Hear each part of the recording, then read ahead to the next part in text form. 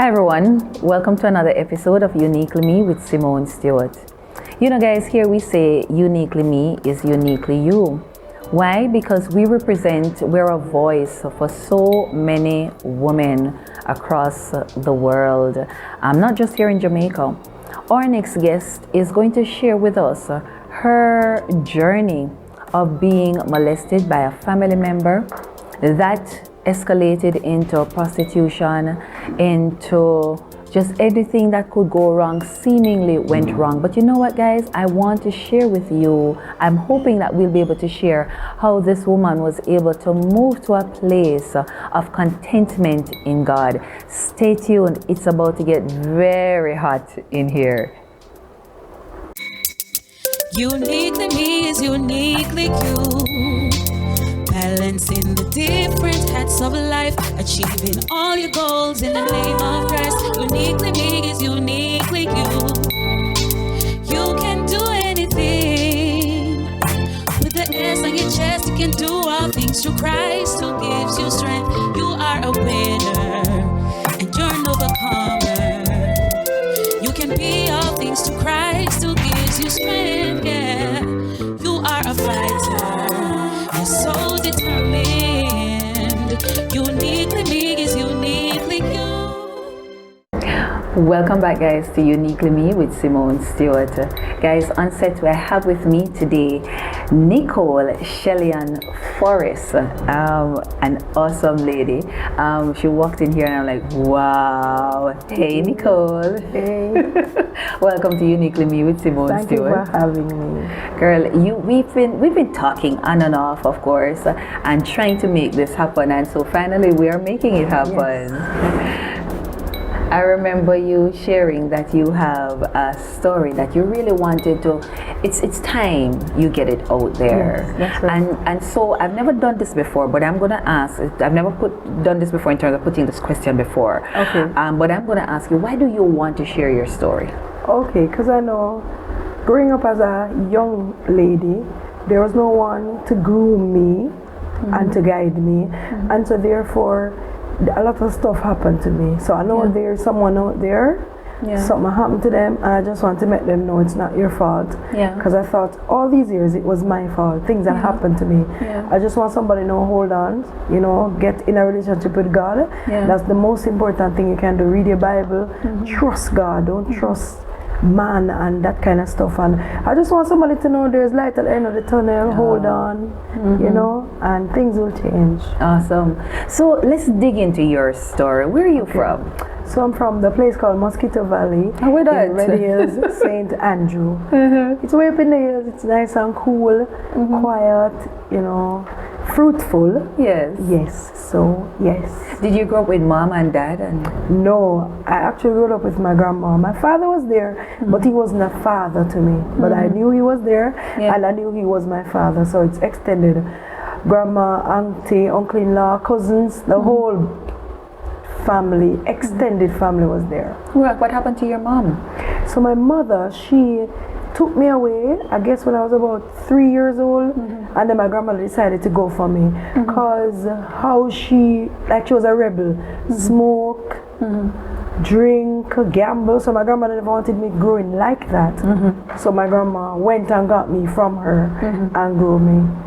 Yes, so basically that. So is it your grandmother? So it's your grandmother, it's not her mother, it's your father's? My father's mother that brought me up, yes. Miss Perla Phillips. Wow, yes. Is she still alive? Yes, she is. She's currently in the hospital, she's not feeling well. Wow. So we're in prayer about her, but she's good. Awesome. So she took you in and she decided she was going to take care of you. Yes, from 6 days old actually. I never drank breast milk. 6 days old. I was sick.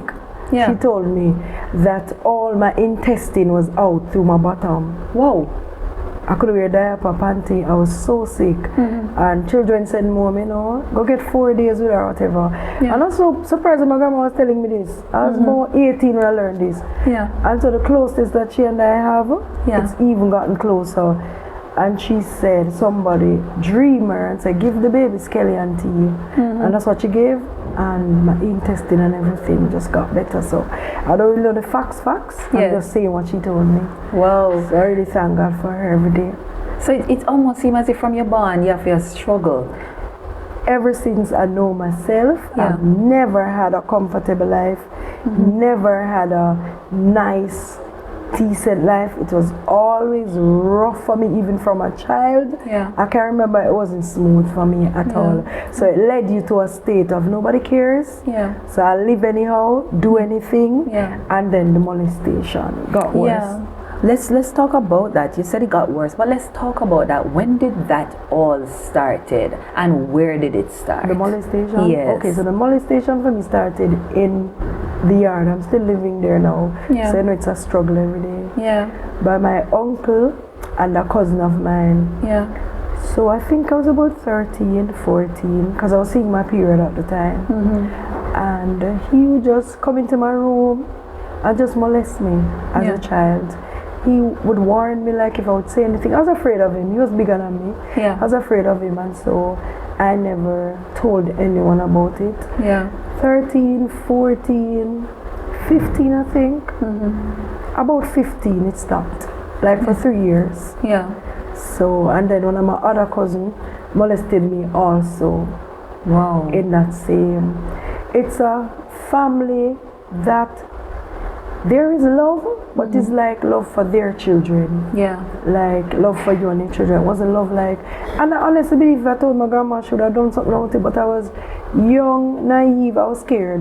You don't attack a child. A child is scared. I wasn't ready for that at all.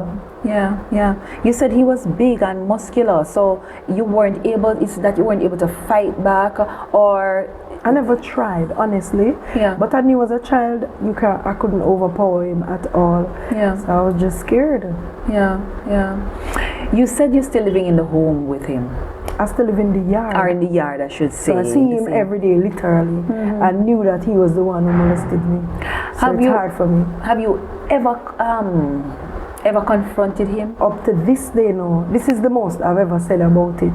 At all. And I think he knows, he must know what he did, and he just doesn't care. What about the cousin? He's not here anymore, like he lives somewhere else, but at one point I think the cousin had apologized a small bit to say that he was sorry. How he was just talking in context of how we grew up rough, and he kind of said, you know, we do a lot of things we're never supposed to do when we're young, you know, and I'm sorry about that, you know. So in context, I think he meant that part also. So, but I do forgive them. I don't hold it against them anymore. But it was tragic for me, and it led me depression. Nobody knew I was depressed. Never wanted to brush my teeth. My grandma has a shop. All of us raised pigs, and we had a shop. So we had to sell in the shop. For me being a young girl, wanting to go into the shops, I don't want boys talking to me, calling to me. I was really scared, and to know that what would happen this Friday night or this Saturday, because you see, my grandma was busy. She says sprat and bami, fried chicken. So we were in the shop. So I guess every chance my uncle got, when my grandma was outside in the kitchen, he would abuse me that way. When I look back. And if you screamed, nobody heard? Probably. My cousins would, because it was a jumbled family. Too much was going on. My grandmother couldn't keep up with what was happening, and I won't say clear of what would happen. Like I was saying, I don't want to get in trouble. Honestly, I was thinking that as a child. Nobody cares. Who am I going to tell? Because you know, as a child, you see how your family behave towards you. My grandma was the only one who truly, and my auntie Rosie, she died a couple years ago, who truly showed me embrace and loved. And I was saying, tell mom, maybe him beat me up. I was just scared about everything, so I never said anything. You know, I want to have a talk with somebody from Sissoko. And I'm putting it out there. I really want to have an interview with somebody from Sissoko. I think I'm going to actually reach out to Sissoko. And why do I want to do this, Nicole, is that I've heard this story too many times. And it's amazing how one would say, why didn't you run? Why didn't you scream? Why didn't you tell anybody about it? But what I think we're failing to understand is that the mind of a child is vulnerable. and fragile. And so when you say to a child that if you talk, if you this woman go do to you and that kind of thing, and then they do certain things to demonstrate that I'm going to thump you down. Yeah. So you're really afraid to speak out, but at the same time, I kind of want us to give a voice now to our children. Exactly. Right? I was saying to somebody the other day that with COVID, the lockdowns that we've had, imagine how many and we saw it coming out. The statistics is now showing how many of our children have been abused since last year. The many lockdowns we had, how many children were abused from last year into this year? Exactly. And how it is messing with their self-esteem, their mindset, and that kind of thing. But you shared that it brought you to a place of depression. What else can you say when you look back now? You can say that that kind of life, what took place then, has impacted me. Okay, so low self-esteem for me. Yeah. So you're becoming a teenager now, so it's like every man who called to you. Yeah. You feel accepted. Yeah. My father didn't play a role. I don't even have the relationship to say, Daddy, this is wrong, because I know he might blame me or don't care. You see these people. And so for me, my self-esteem I was pretty, I was always a nice girl, but I had low self-esteem. Like people don't understand. Yeah. Like, why would you live a life like that? Yeah. And I want to say this. The church needs to play a better role in young people. Just don't watch them like the skirt not all, the natural hair, that's crap. Yeah. We need to pay attention to them. I would be at church crying. Yeah. Yeah. And I can't believe that nobody took me one side to say everything was good at home. I don't remember anybody asking me that. My God. And at times I would want them to ask me, but yet still the church helped me to get over it, because I got friends. At one point I didn't miss Bible study, I didn't miss youth fellowship, I didn't miss, just to get away from my uncle. I started to go to church. The acceptance of having other girls there, and they talking about it and how the family is nice. So it was a depression, but it wasn't shown. I hide it the most I could. Did you ever talk to anybody? Never. I think I told this lady, she was a mentor in my life, like for 2 years.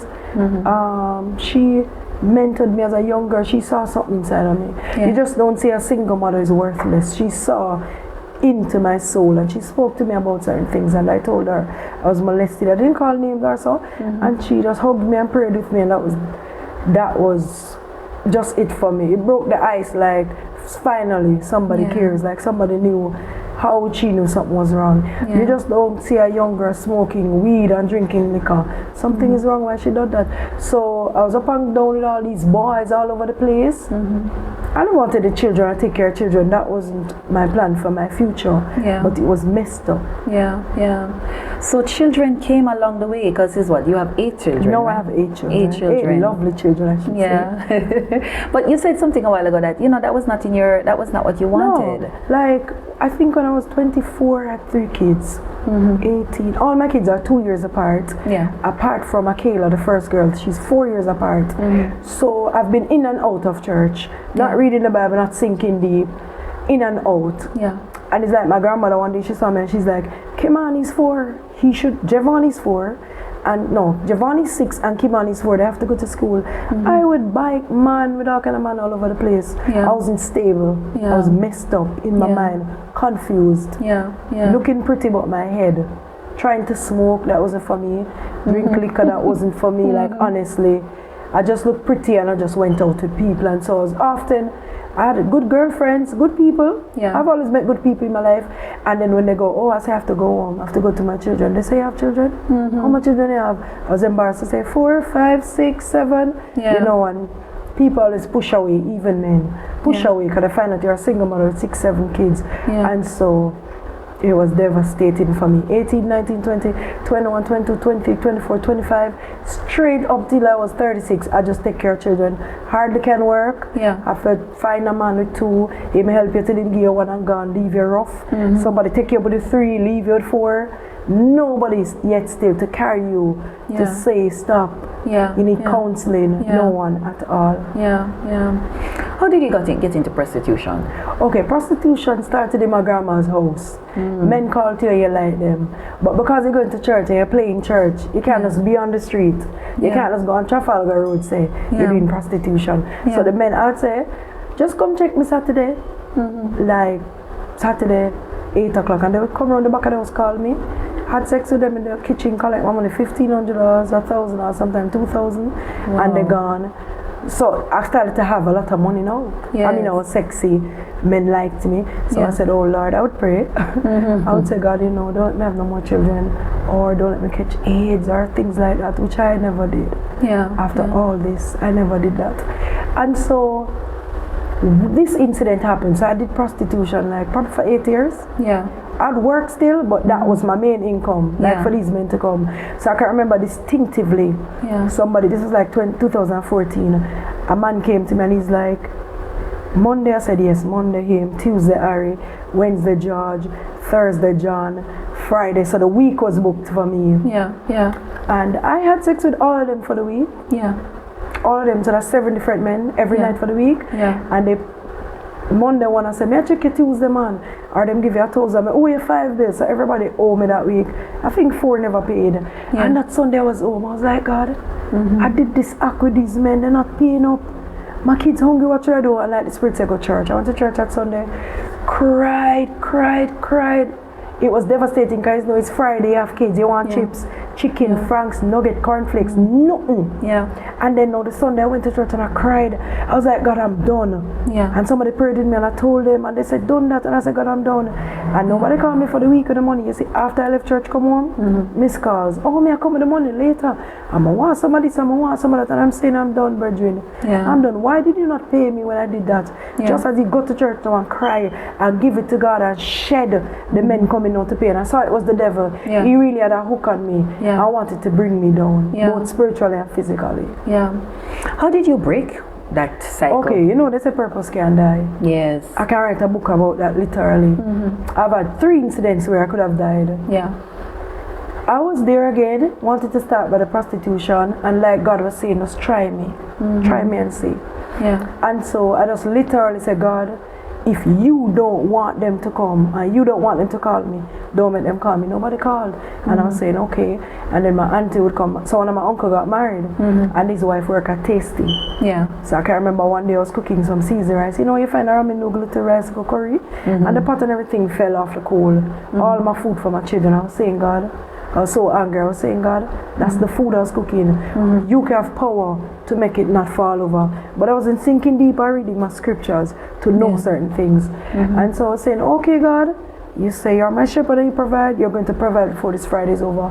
And she said she was at work and the food never, at Tasty, I don't know what went wrong, but there was a lot of leftover. And she said, I'm going to carry home some for me and my children. Because she came in the family, she know me. I have 6 children at that time. And the day I was in the house, I never felt like crying. It was just a peace came over me. And I was telling my children, just wait, man, somebody are coming, so I could feel it. Our Auntie Mitzi called me, and I looked. She gave me like a quarter bag of seasoned rice, the same seasoned rice, quarter bag of porridge, so much dumpling. I don't remember what kind of meat it was, cow skin or something, but a lot of meat. And when she said the rice, she said, no, what happened here? I tell her, she said, no, man, you have to get the food. And so God is a provider, and He will come through right in the nick of time. Right in the nick of time when there's trouble. So somebody will ask, you know, why would you have recognizing the dangers of illicit sex, or what we call prostitution, why would you have continued in that lifestyle for however long you continued? Okay, so my grandma had the shop, but the shop wasn't going good. None of my children's father took care of them. I had to go to family court, like none of them. You can imagine having 6 children at age 30, no income, no job. Even the very men that seem to like you, they carry you to a guest house, they do what they're doing and leave. You don't even have bus fare. So prostitution was a way out for me, like I'm sure. And obviously I choose the men who I want to do that with. And these men are men who work on site or engineer or mechanic. Them get money. And you know, when somebody genuinely like you, they express that. So it was not a thing like they would come and rough you up and write down money. It's men who like you, but it's prostitution. We need to face the truth. I never classified it as prostitution before, but it is. You're sleeping with 6, 7, 8 men for the week, collecting money. It is prostitution.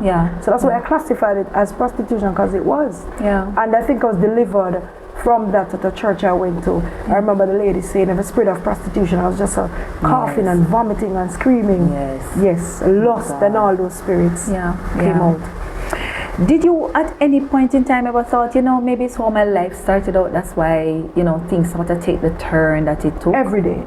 Every day I was convinced that if I was molested, my mind would be at a place, because at age 14, 15, or a teenager, just knowing yourself, your breasts, you this, you that, and then somebody molests you, it's like your life went down the drain. I hated man. Yet still I could sleep with a man, but I hated men. Like, I was in the shop and they would come and talk to me, I'd spit at them, my grandma would beat me, lick them, throw rum in them face. I never wanted, my father never cared. My uncle molested, I hated men, but yet still, the spirit of molestation, the spirit of prostitution was so strong. I had to get money somehow. Where am I going to get it? Walking the whole Africa, I remember, nobody have no vacancy. Your children hungry at home, your grandma calling you, you don't get anything, what am I going to do? The devil just says, sell your body, sell it, and collect the money and go home. It's your body, you sell it. So that's what I did. So what do you do now? Okay, so now for myself, I'm an office assistant at Exmoor Remittance Limited. It's in Reddy's at the Plaza. I was working at the police station for 2 years, the Reddy's police station. So I basically do housekeeping. That's my passion. That's what I love to do. Wow.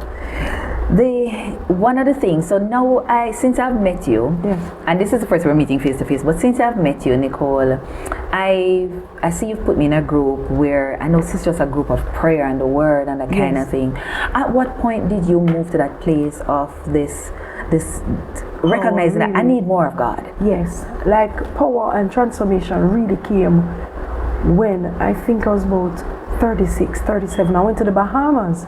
So I decided, let me travel, let me see what to do. So I went to the Bahamas and it was amazing there. The love from the people, the church, the prophetess, Prophetess Diane Smith, she just loved me. And she's like, there's something about you. You've tried so many times. So this lady told me everything. Just like how Jesus spoke to the woman at the well. He said, just tell me everything what happened. And she said, when you go back to Jamaica, be a different person. Don't go back the same. Go work by the sweat. I read the scripture, by the sweat of your brow. And I said, God, if I have to sweat and clean every tile in Kingston and St. Andrew. So I decided I'd rather work. Out of that came ministry. Because I was Nicole Forrest on Facebook, and then the Lord spoke to me and said, look how much favor is on your life. Receive favor. So I changed my name to Favor Nicole. Then I was working, and see people on live.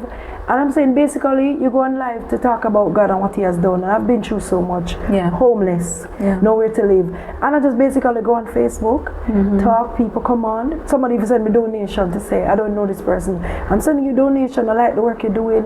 You're so genuine. It's coming from your soul. And so ministry, a lot of visions. I got visions too, to be honest. Came out of looking back. I've been in church all my life, living this rough life. Why not turn it over to God? He's the best person. So I just turned it over. I always like teaching also. And I like old people, like take care of old people and the nursing. And so I was really lost looking back, where could I start? And I said, all right, let me start with ministry first. And so I also like singing also. And I always wanted to enter JCDC or one of those platforms, and God was just saying it's green, go. I started fasting, 21 day fast, 7 day, and God was just showing me stuff, and I felt lighter, I felt cleaner doing fasting. A load lifted, I felt lighter. You just go on Facebook telling people how amazing, you don't remember the past, like the devil used to use that against me. And so it came out of a dark place, but God, the scripture that says I can do all things through Christ who strengthens me, it really spoke to me. Many scriptures. And so I'm grateful for the person that I am today. People looking up to me, saying good work. And I have to continue. I can't give up on God. Nope. The homelessness.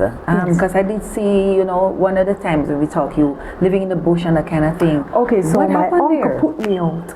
Oh, the same uncle? Yes. Put me out. He hated me all my life. So I was pregnant with one of my eldest daughter, and we were in the room. This is my grandma's house, and he would just come in there and screw out the bulb with me and the man lying down, looking at baby clothes. You're excited, you're pregnant away, and he just come screw the bulb. You happy, light bill? You're worthless, you're this, you're that. The same uncle. And it was rough. I mean, that baby father gone. Which man going to come in our family and they angry like rubbish? No sensible man is going to stay. Maybe him never want to do nothing. I never know. So this lady from my church, she's like, I have a house in the hill you can go to. Because I came from work, the police station, and saw my bed, the young baby things, everything, at my grandma gate. Now my grandma never said nothing. Because them power her with the word. Them say she'll get old. So they do everything. And I saw it, I went to the police station, the police said, you have to move. They said they put you out because you're worthless, you're not working, you're just a breed up. We Jamaican people, quote unquote, breed up people in a sense. They don't know you're struggling. Nobody knew you was molested and depressed. I wanted to kill yourself. So I moved. So I met this lady and she's like, oh, there's a house up in the hill. But when I looked, there were two big houses at the front. So when she said it's behind the house, she leased the land. When I went behind there, it was one wall and the floor. I had to use 3 sheets, so there was no wall. One wall, 3 sheets. At first, I see puss big so in my life when night comes. And the noise that the puss would make, that led me down a path where my children were small. Giovanni, Kimani and Joshua, and then Akela, small children in bush. So my church mother, the same lady that was teaching me, she got in contact. She's like, where you live? When she came and saw where I was living, she broke down, she bawled. She prayed, she said, I can't stay here. She said, what you going to do? I said, I don't know. So we literally moved the mattress, spoon and fork and plate, everything I owned in bag, going up in the night. So I was so ashamed to have this old dirty sponge full, carrying my kids to this bush. They were like 6, 7, so they don't realize what their mother is going through fully. Them just know you sleep. So I made it clean, I made them sleep. But to be honest, this guy liked me and he came to visit me and he said, up there, so you live? He said, no, you have to come live with me. So that's how I got my daughter now, Kelsey, with this guy who took me to live with him, a nice, decent place. That was a next struggle again. Yes, so it Talk was with us rough. about that struggle now. So his mother never liked me at all. She was like, why you take up this girl with all her children? So he'd buy chiffon. Nice guy, Rasta guy. Chiffon butter francs. And she'd come take half of every grocery. She's like, you don't work for it. You're just sleeping with him and you're pregnant for him, and until the baby one, we don't know if it's his child, and your family say you're worthless. So obviously she spoke to my family and them said, oh, that's rubbish. Your son don't need she. So she came and she also put me out. So he put me out, honestly.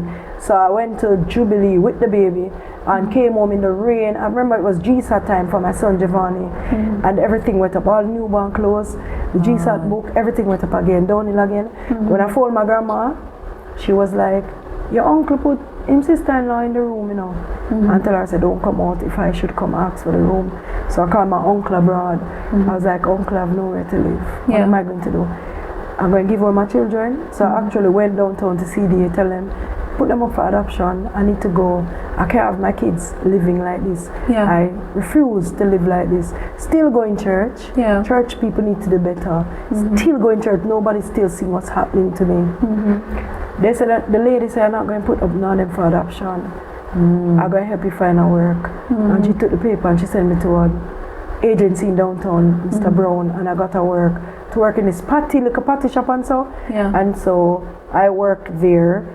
Then I started going back to church, fasting, praying, saying, no man, I need to get back. And then my uncle abroad said, go in the house. When I went, it was painted. Then paint it up, then fix it up, everybody welcome me. So that was a miracle by God again in my life. So every step where I failed, I see God popping up to say, it's just me. When are you going to trust me so I can do this? But it was rough. It was a rough season for me. Why the roller coaster though, Nicole? Because you're seeing the hand of God, you're seeing the miracles of God, but you're having this roller coaster. I never had counseling. So today your mind is saying, oh, I'm good, I'm nice.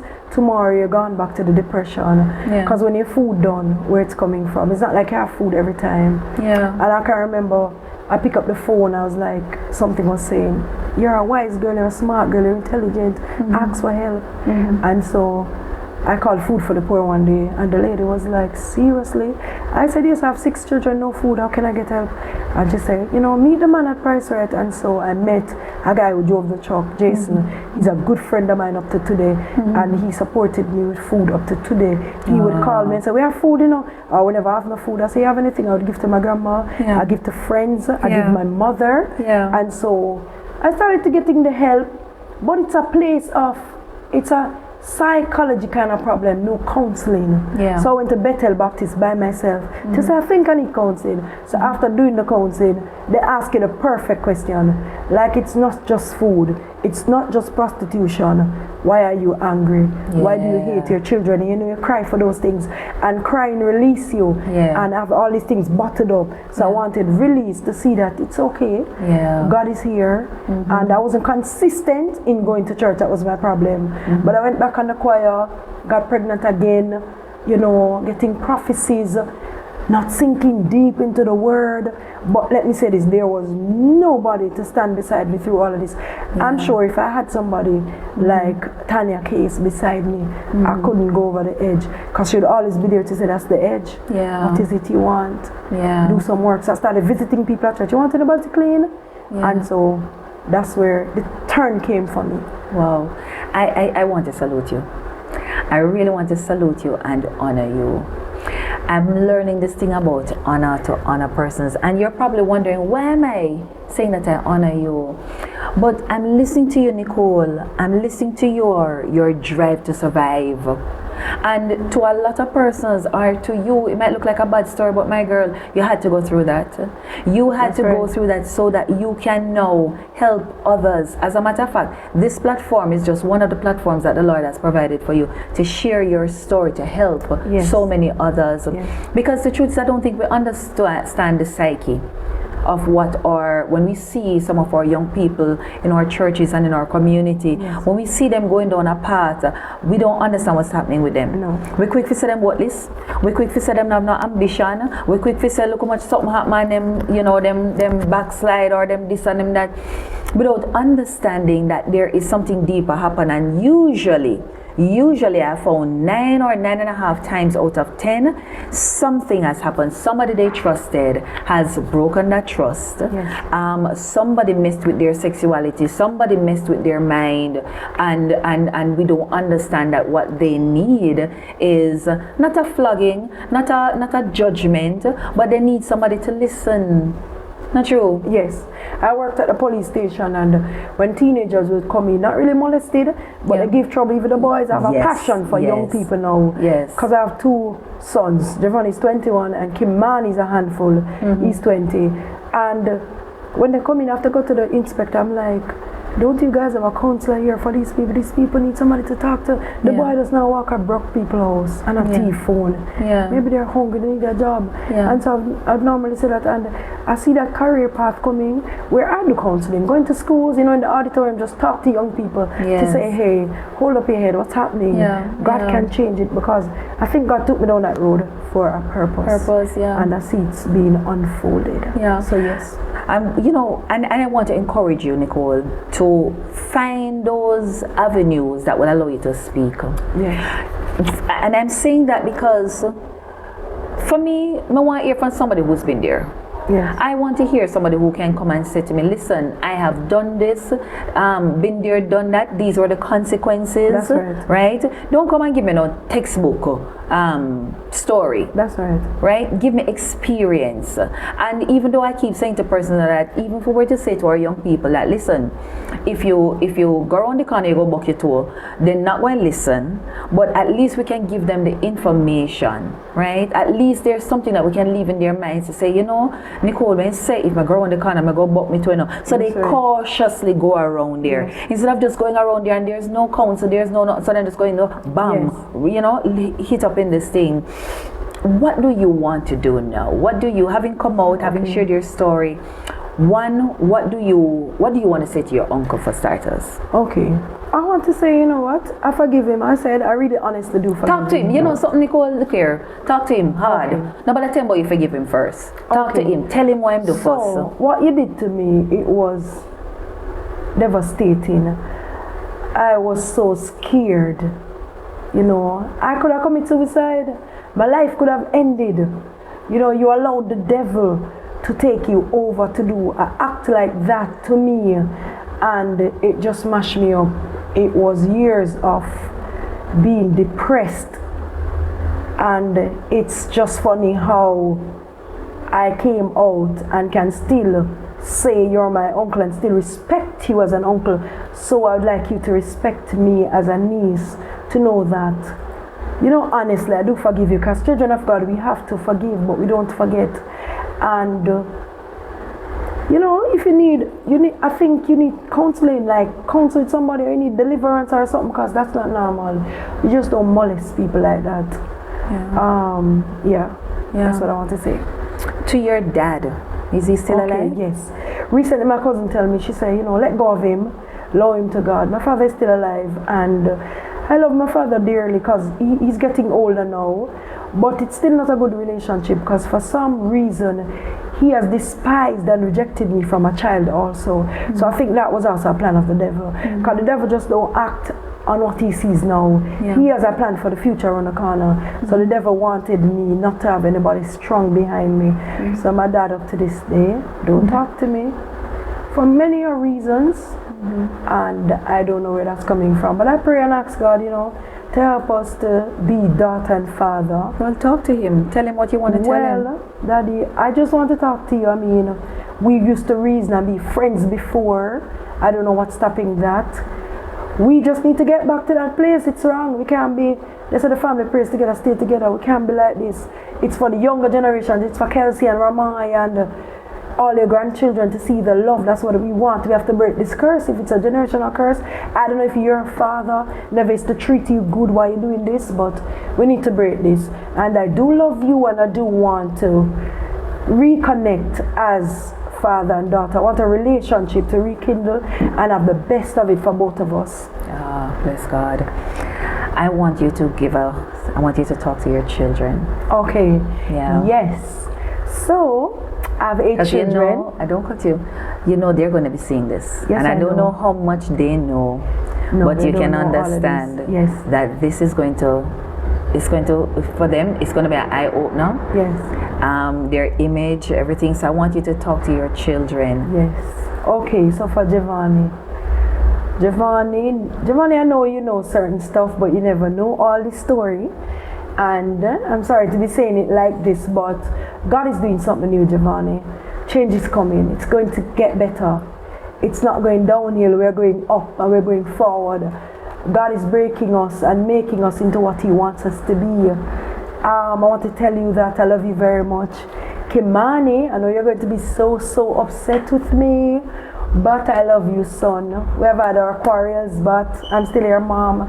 Kayla, oh my God, so many questions, but I will answer all your questions, Kayla. Joshua, oh my God, Joshua, I will tell you everything when I get to you. Ramai, oh my God, Ramai is going to be so surprised too. I love you, Ramai. Kelsey, oh no, Kelsey and I have to sit like you and I. Kelsey born December, she will talk to me about all of this. I love you guys. Carissa, oh Lord, Carissa is 5, she's just coming. I have a lot to talk to her about. Alexandra, 9 months old. She doesn't know much, but I love you all. Mommy love you, know that. I take the best care. I did all of this. It was rough. Had no father coming about, all of you know that. Had to make money somehow. But a change is coming. A time is coming when we go and look back and see it. Trust me, God is doing something and we'll all live to see it. So be grateful. I love you all. Don't worry. Change is coming very soon. Bless God. I hope that they will receive that. Yes. I pray they'll receive it. Yes. And that, the Lord will just do something there. I have a feeling that the Lord was doing something there, yes, or is doing something there. Yes. Thank you for coming. Okay. To you, I don't know. How do you feel? I've never asked a guest how they feel. I have a lot more to say.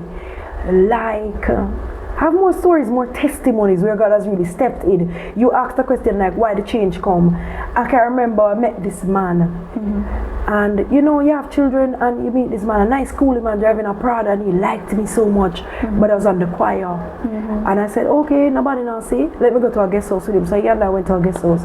I don't remember, it's Portmore or wherever, and I was so happy.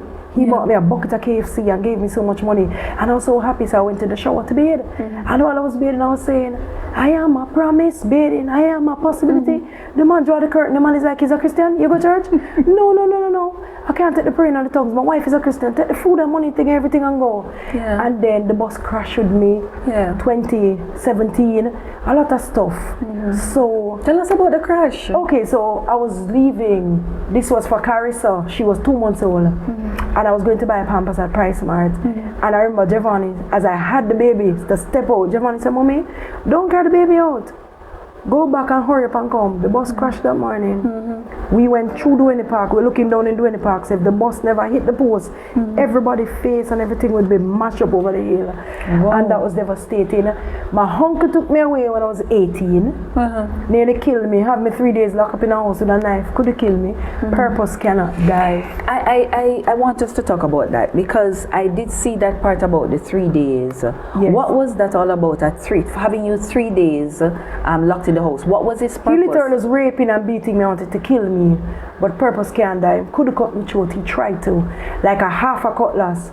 And he told me I was going to Ocho Rios to visit my mom's people. Yeah. I know them always come from foreign and they have big house. So my grandma said go, everybody said go. I never know Devon was insane. He had a problem. Nobody knew. I never grew with them. So when he carried me to the place, I was like, my grandma grew me up like this princess, nice queen. Yeah. I was always clean in white. I never grew up rough in red hills. Yeah. And when he took me, This is the same uncle that was molested all along? Another one? Another uncle. Yeah. So when he took me at age 18, no boyfriend, no sex, and carried me there, it was just, oh my God, the thing at home done. Now I'm 18, ready for my life, it start back again. So he had me there 3 days. He was like, oh, them so come on. I said, up here, sir? This place, who coming up here? So he just shot me a box, he talk too much. And he took out a long machete out of him back. He said, you're not going back home. And I carry my little diary. You know, you're right, little thing. I was on the choir. Oh, you're on choir. You're right, choir song. And you're bad, and beat me. And he'd rape me every night. And beat me right through the day. I'd have to walk naked. So when he took me down to the shop, Jesus. the lady in the shop, she was like, that one you're pretty Devon. So me I say, car girls here already, this man is crazy. No cell phones to call my mother, anybody to say where I was. So my grandma thought I was in Ochi. So this man had a big cutlass, as I said, slapped me up out of my sleep, sex me, kiss me, whatever, I have to walk naked. Your uncle? My uncle, my mother's brother, but he was sick. So I went to the shop and I was like, I have to overpower this man. Like something said, Nicole, wake up, you can overpower him.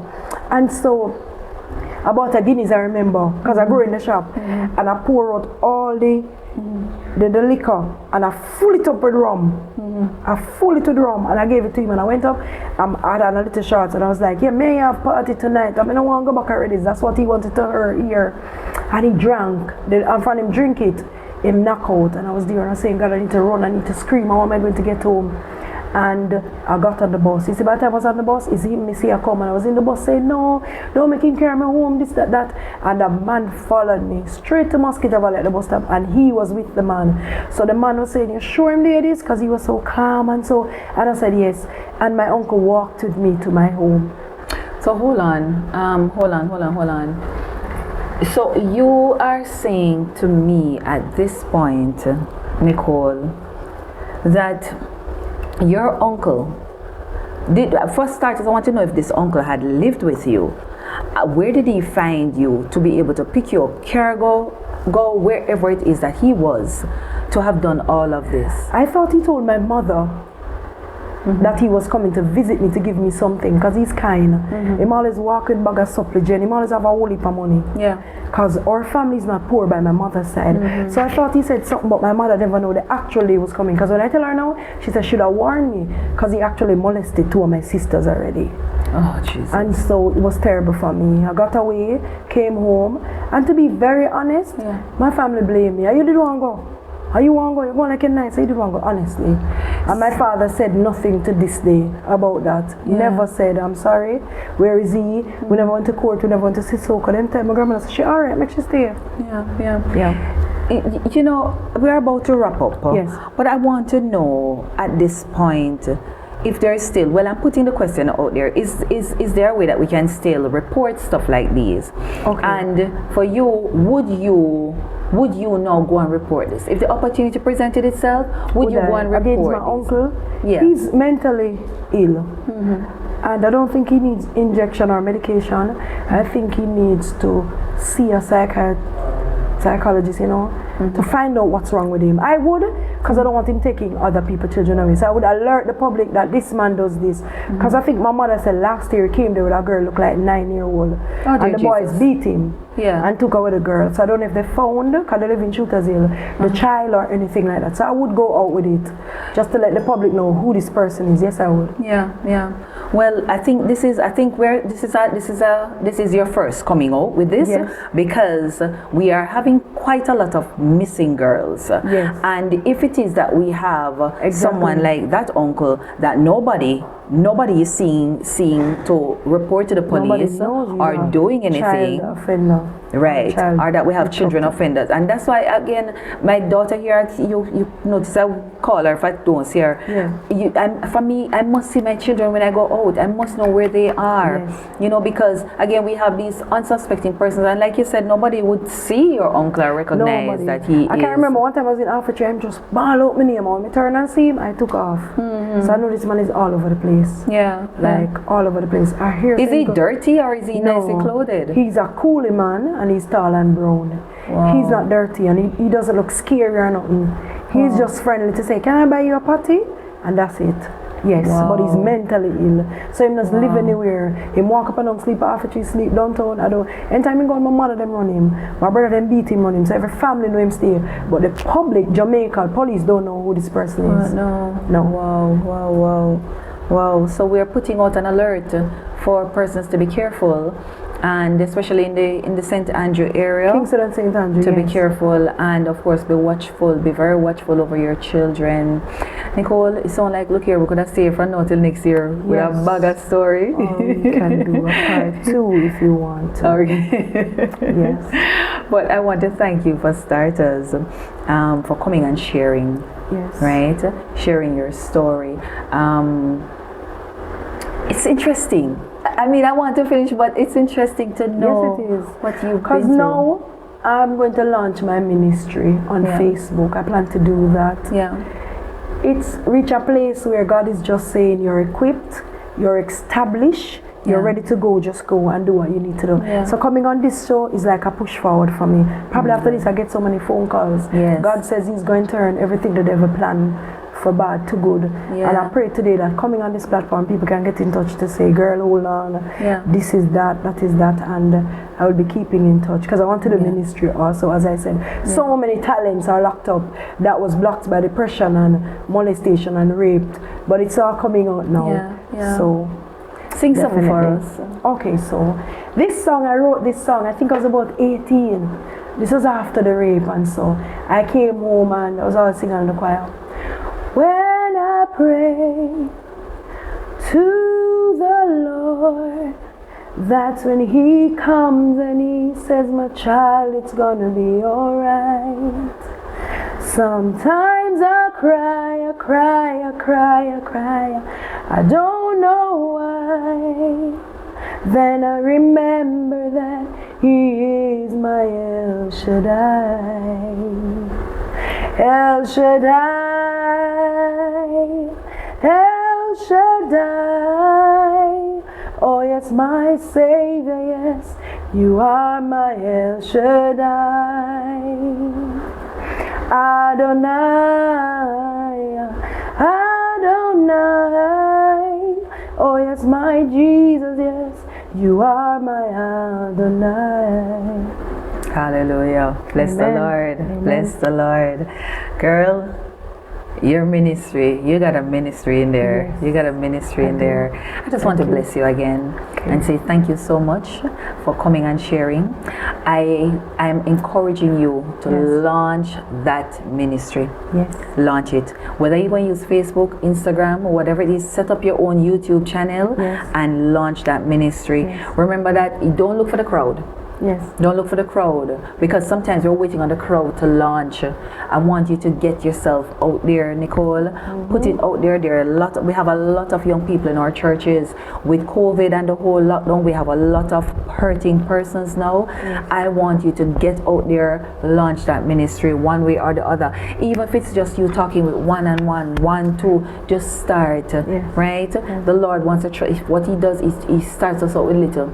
To see, can we be trusted with little? If we can be trusted with little, then there's room for us to to for him to bless us with more. That's true. So I agree. I pray that the Lord will bless you, bless your ministry. Yes. And of course, please reach out to me. Let me know exactly what you're doing. Yes, I will. And stuff, so at least we can put our support behind you. Yes. Right? Okay. Ladies and gentlemen, you have heard for yourself Nicole Forrest's story.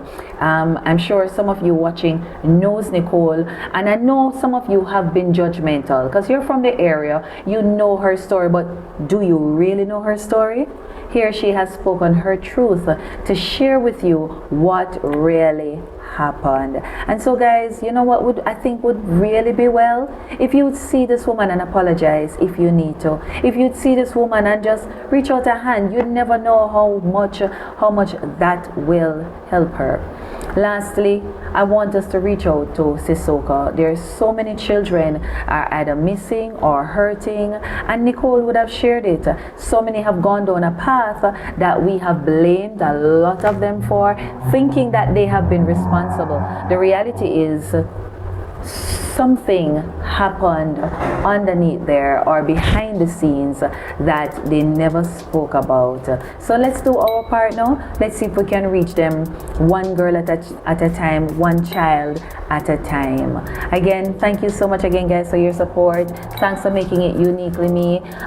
Thanks for subscribing. And if you have not yet subscribed, hit that subscribe button. Please let us know also if you found substance in this episode.